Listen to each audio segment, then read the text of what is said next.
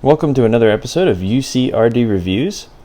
So today I have a pretty special review here. This is a figure that I've been waiting for since I was a little kid buying MSIAs. Unfortunately, we never got a figure of it until now in the Robot Spirits version anime line. This is the MS-14Jg Gelgoog Jäger version anime, also known as the Gelgoog Jäger. So this mobile suit comes from Gundam 0080 War in the Pocket, and to me it was my favorite design out of that series. I mean, it's just like one of the coolest looking Gelgoogs I've ever seen. And it's never had a figure before, like I said, which is unfortunate because it's a really neat design. But now we finally have it. And I knew it was coming because they were making all the figures from 0080. It was just a matter of time, kind of like when they were going to do it. And they finally decided to, and it just got released. So I picked it up immediately, and now let's go ahead and take a look at it. I've been waiting a long time to pull a Gelgoog Jäger out of its box, and so now I finally get to do it here. So this is the figure. It's got quite a bit of detail to it. Head moves pretty well. You can kind of pull it outward and it'll move around. This piece comes off, which allows you to move the mono eye right there. It's a little stiff, but it moves around. You do have some good arm articulation. So while I'm talking about all this articulation and stuff, I wanted to talk about the Gelgoog Jäger's appearances. It was only in Gundam 0080 for a short time. There's only really one big space battle where it appeared in. And it was a really neat mobile suit. I obviously liked it a ton. But it also appeared in the SD Gundam Mark IV episode where all the little SD Gundams went into the Universal Century timeline on accident and ended up in the UC timeline. So they ended up in a space battle, and in that space battle is a Gelgoog Jäger in regular Gelgoog colors. And there's a bunch of other mobile suits from Gundam 0080 in there as well. But it was just kind of interesting to see the Gelgoog in alternate colors. And then of course it's in a bunch of video games too. So you have the head Vulcans sculpted in there, and you also have the spot guns in the arms. You have a ton of areas for the thruster effects. So all over the backpack, even on the sides and on the top. On the sides here, these. You have 5 down here, 2 in the feet, so quite a bit. It moves around really well. You have the little insignia here, as well as on the back of this shoulder. And I really like it. I mean, they did it really, really well. It looks like it came straight out of the anime, which is how it's supposed to in the version anime line.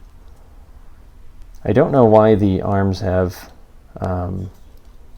connectors there, or hard points rather. Doesn't really come with a shield. And I think this arm is backwards. It is. So the shoulder, or elbow joints rather, can get kind of turned around because this arm rotates all the way. So sometimes you have to kind of reorient it. But otherwise I really like it. So let's go ahead and check out some of the accessories real quick. So one thing I wanted to go over real quick is some of the equipment that goes on the Gelgoog Jäger. So you have some propellant tanks that are ball jointed, and they actually plug in right over here in a peg hole. You do want to be careful with them. The peg for these is kind of long and they're a tight fit, so you want to make sure that you don't snap them. And then it also has this antenna back here, which pegs in here. It is pretty loose. So if you display this somewhere or you're carrying it around, I probably would take this off just so that you don't lose it. In case that you do or you break it, you do get a replacement that's over here, and you have a replacement antenna that's over here that mine has fallen off. It's down there. But you do get those 2 pieces as well. You do get a sticker sheet. I know it's kind of hard to see, but they're numbers. You have 522, 523, and 524. So something little there. And you get a set of hands. So the hands are going to be a little bit different than normal. You have some opposing hands, two different sets like normal. You do have the gun hands like normal, but instead of beam saber hands, you have a separate set of gun hands with slanted wrists for more dynamic poses with the guns, which is kind of nice. So speaking of guns, we're going to go ahead and cover the one weapon accessory that the Gelgoog Jäger actually comes with, and that is the beam machine gun that it used in the anime. Now the Gelgoog Jäger was designated as more of a sniper unit, which is why it has this gun, has a scope on it, it has a bipod on it that is unfortunately unusable, and it has an extending stock, which is kind of cool. We did get this gun with the original MSIA Gelgoog for whatever reason, but we never got the Gelgoog Jäger, which is the important part of it. So we have this now, and it really looks good, and it looks even better with the figure, and you'll see it pretty soon with the figure as well. So going into the effect parts, you do get 4 thruster effects. Let me get them out of here. And these are a little bit different than what I'm used to. I haven't seen these before. They're a little bit bulkier. They do have a curved connector. They look really good though. The only problem you're going to run into is a lot of the thrusters on the Gelgoog Jäger are pretty close together, so you might have some trouble putting a bunch of these in one spot. But I like that you get 4 of them because there's so many thrusters on the Jäger. And lastly here, we get the beam rifle firing effect. It does have a kind of a long peg, so you want to be careful with it, but it just plugs right in like that, and it looks really good. I believe this came with the Char's Gelgoog figure. These might have 2, but I don't recall off the top of my head.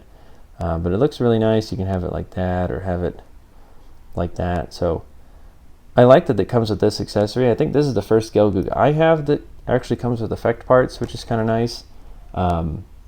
Most of the ones that I've gotten, the regular Gelgoog and Johnny Ryden's Gelgoog, didn't come with any. And then these spot guns here, there they are, got to get them in view. They actually have a peg inside there for effect parts as well. So you have quite a few options, and I like it. It's got a good round of accessories. Now, you'll notice that there's no beam sabers. Although the video games often depict the Gelgoog Jäger having beam sabers, the original design did not have any.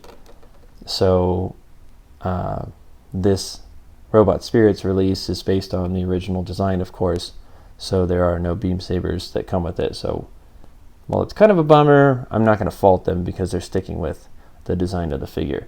So let's do a comparison real quick with another mobile suit. So we have 2 different Gelgoogs here. We have the Jäger along with Johnny Ryden's high mobility Gelgoog. And you can see there's a lot of detail differences. The shoulder armor, for example, has a lot more going on than Johnny Ryden's very plain shoulder armor. Same with the chest, as well as the legs and the skirt armor. Now you do have weapons in the arms in this version, where Johnny Ryden's is just kind of a vent, an arm vent. Now going around to the back here, Johnny Ryden's Gelgoog has a very large backpack, where the Jäger's is much smaller, although the Jäger has a lot more thrusters in general than the standard high mobility Gelgoog. So there's a lot of cool differences. You know, the head you can see is quite different, with the large fin up here, where the standard Gelgoog doesn't have that. And then just from the design, the Gelgoog being based on the Mobile Suit Gundam design, there's not a lot of detail with it, whereas the Jäger has a lot more intricate detail. So they're both really neat designs.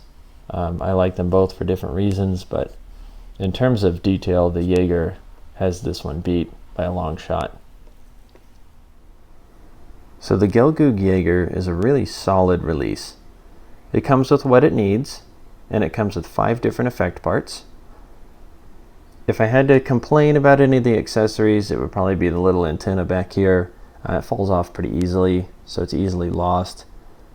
But the articulation's nice. All the weapons are sculpted in, you know, the Vulcans, the beam spot guns, and it's a really neat looking figure. I mean, they did a really great job at the detail.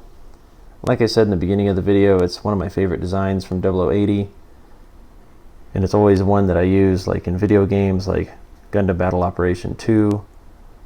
So I really, really like this particular Gelgoog more than a lot of the others, and that's just my personal preference. So I'm glad to have it in figure form. Now, I'm not holding my breath for either of these, but I am hoping that we get Shin Matsunaga's Gelgoog Jäger as well as a standard colors Gelgoog Jäger from SD Gundam. But I highly doubt we'll get one of those, maybe both of those, because they haven't really done much for video games in this version anime line.